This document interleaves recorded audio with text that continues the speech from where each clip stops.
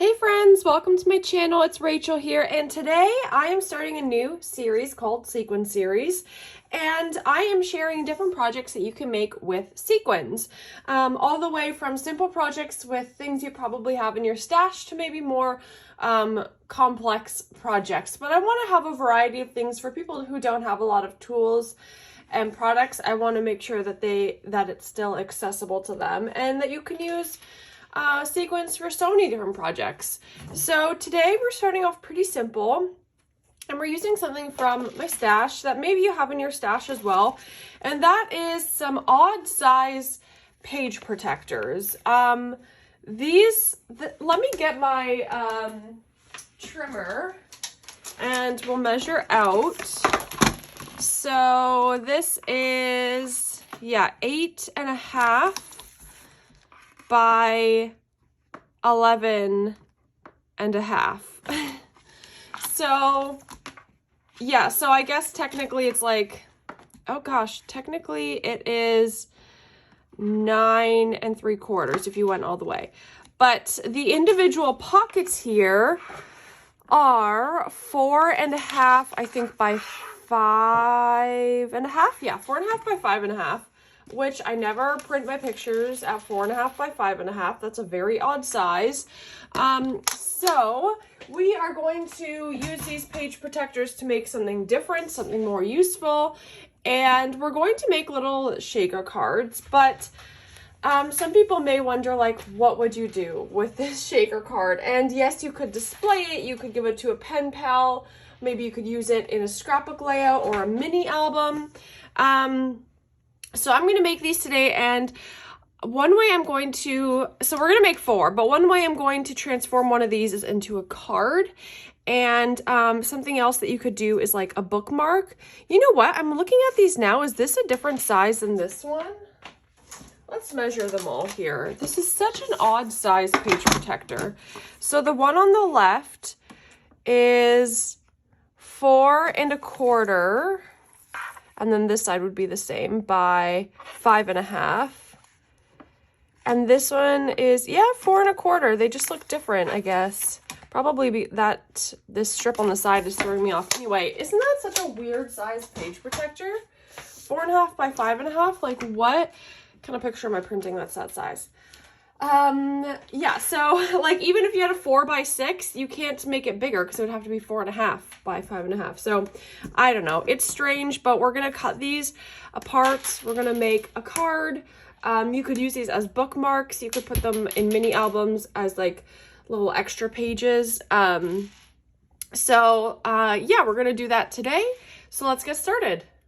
Okay, so actually for the month of April, on my Patreon, I put together like a crepe paper kit to use up some of my old crepe paper stuff.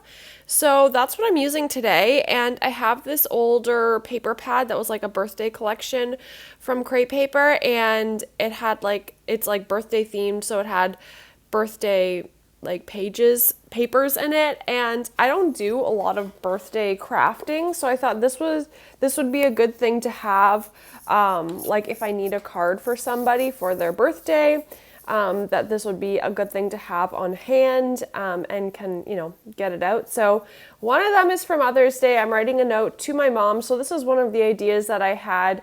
Either you could do like embellishments on the front and then a note on the back, or you could just do it like this. So I am writing like a little Mother's Day card to my mom and embellishing it a bit with some chipboard, trying to use up those old crepe paper things, So I'm going to write my little note here, and then I'm going to fill it with sequins and close it all up and everything.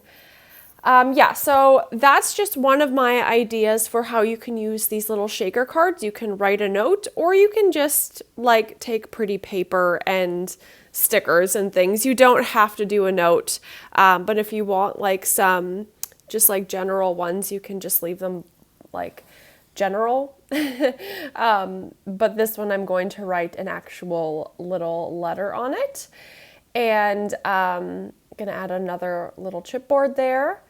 And you could definitely do more, but I kept it pretty simple because I'm going to also add the sequin mix in, so that'll kind of fill a lot of the space, and it'll feel much more full once the sequins are in there and less plain.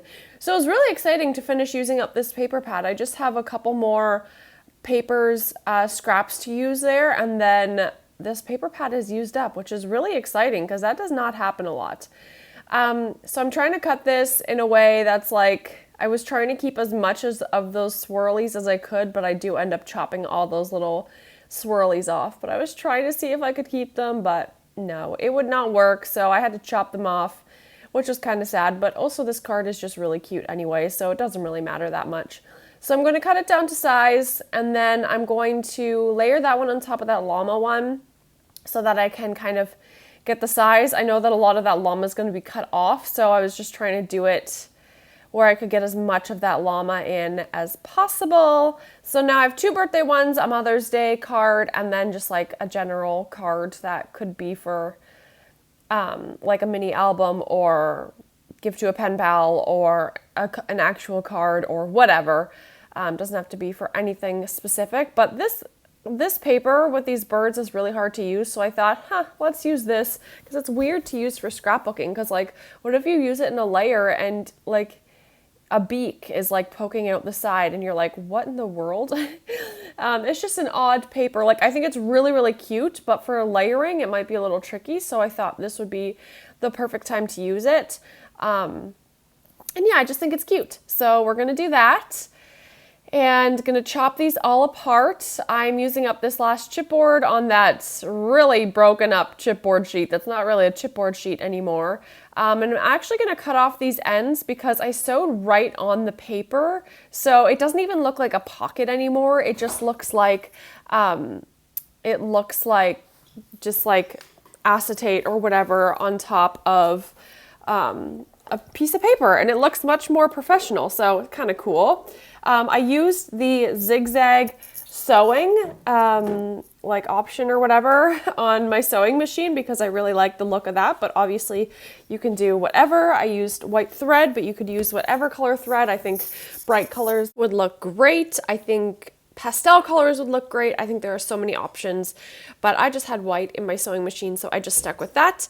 And yeah, I took this little acetate that I had in my stash in my little crepe paper kit and added that to one of the cards. You could add ephemera, you could add acetate, vellum pieces, anything you want. And I'm going to add some sequin mixes from my shop. So if you don't know, I have a sequin mix shop where I sell some of these mixes, and I also have a subscription. So you get 3 sequin mixes to your door every single month. You can cancel at any time. There's no obligation or anything like that, but it's really, really fun. I think this mix here is one of the mixes for the May subscription. It has like flowers in it, if I am not mistaken. I can't remember, but I'm pretty sure that one is for the month of May. And yeah, I just closed them all up and here they are. I hope this gave you a little bit of inspiration. And yeah, they look like professional little cards. They don't look like they were from Page Protectors, and I love that. And I think my mom's gonna like the card, and I love how easy these birthday cards came together. So I hope you'll watch more videos in these series, and I hope this gave you inspiration. All the links for my shop and everything will be down below, and I hope you have a great day. Bye!